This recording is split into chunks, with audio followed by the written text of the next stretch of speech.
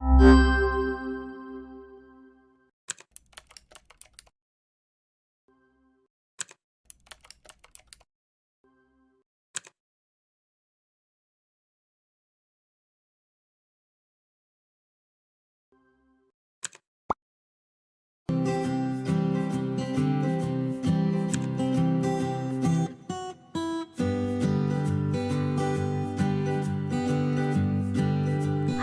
perkenalkan nama saya Alvida Teresia Simarmata dengan NIM 202407004. Perkenalkan, nama saya Siti Febria dengan NIM 202407006. Perkenalkan, nama saya Trianggelini Oktora Saragi dengan NIM 202402034. Perkenalkan, saya Vinda Venita Manik, NIM 202407003. Perkenalkan, nama saya Wanda Ceceme Claudia Sirait dengan NIM 202407046. Perkenalkan, nama saya Debbie Anastasia dengan NIM 202407050. Perkenalkan, saya Faiza Khairunisa Fauzia Rahab dengan NIM 202407062.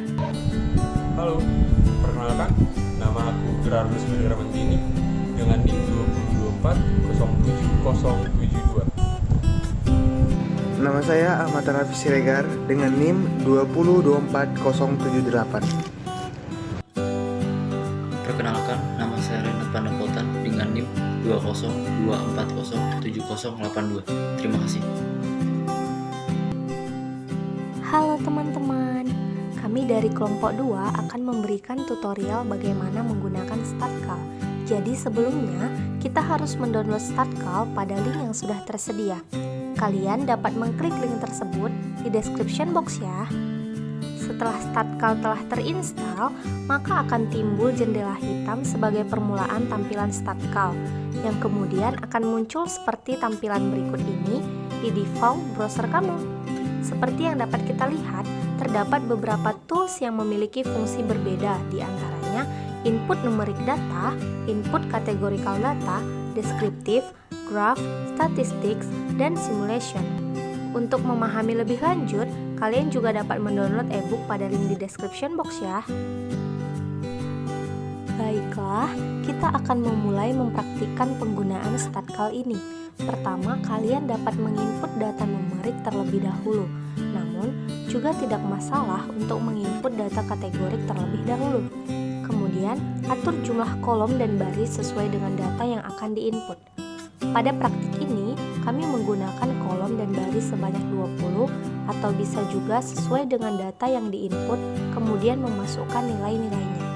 Setelah itu, masukkan nama variabel yang bersangkutan dengan data.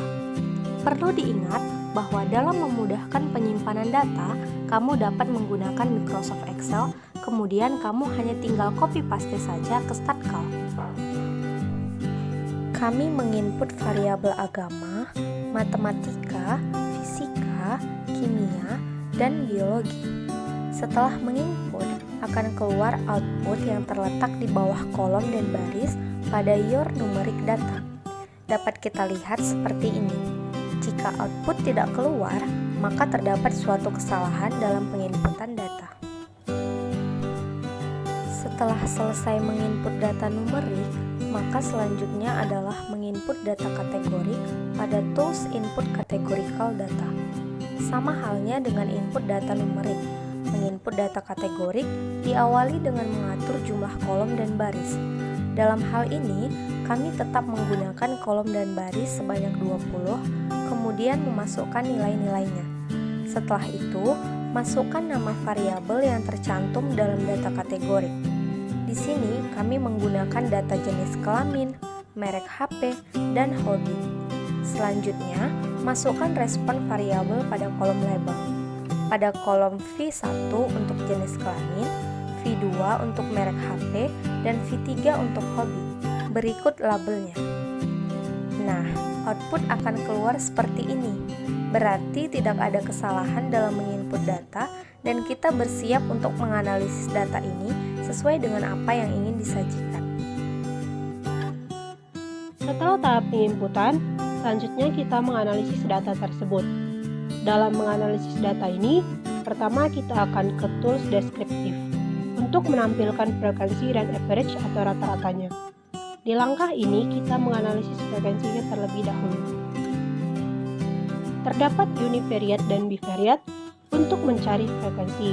Jadi kita dapat mengklik frekuensi, kemudian pilih variabel.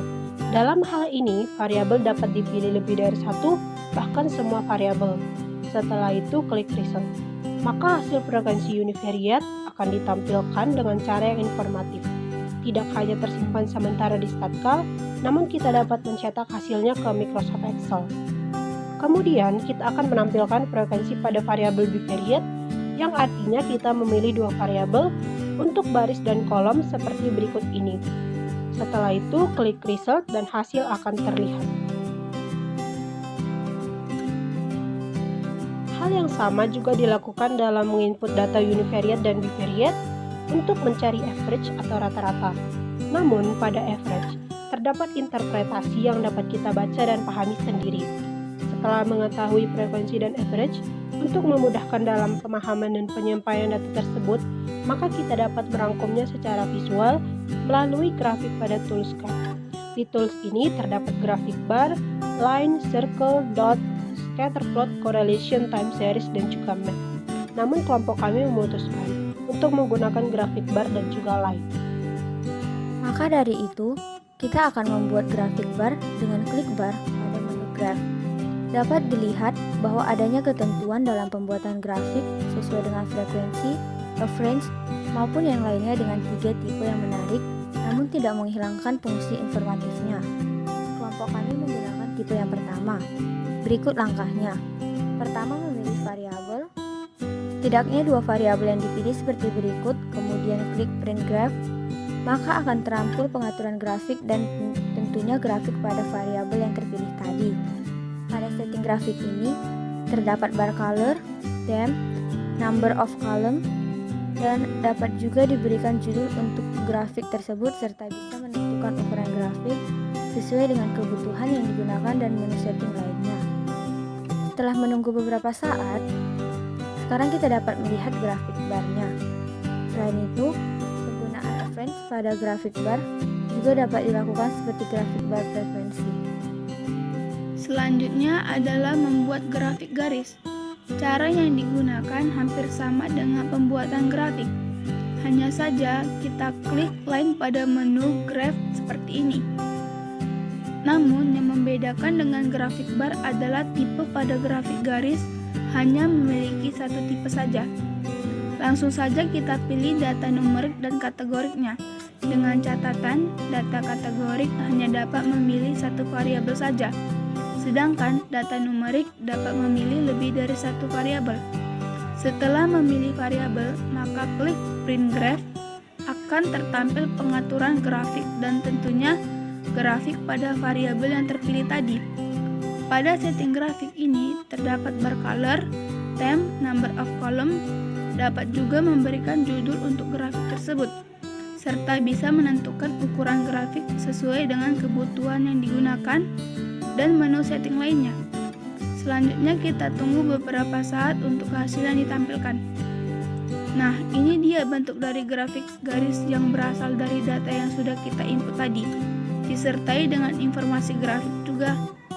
Begitupun dengan grafik line untuk frekuensi menggunakan cara yang sama dalam penginputannya.